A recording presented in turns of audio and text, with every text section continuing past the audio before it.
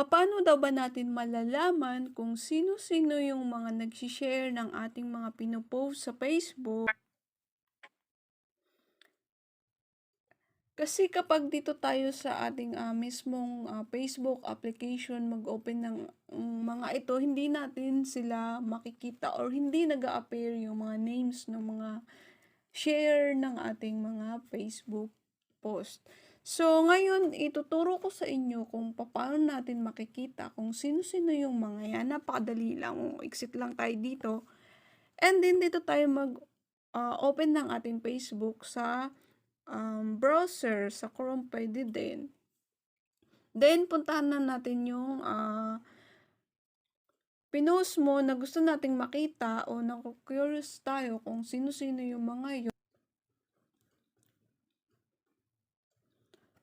Katulad nito, mayroong nag-share ng 3.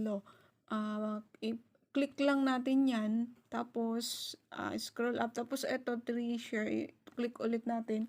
Tapos, ayun na, makikita na natin kung sino sila. Try natin yung isa pa. Eto.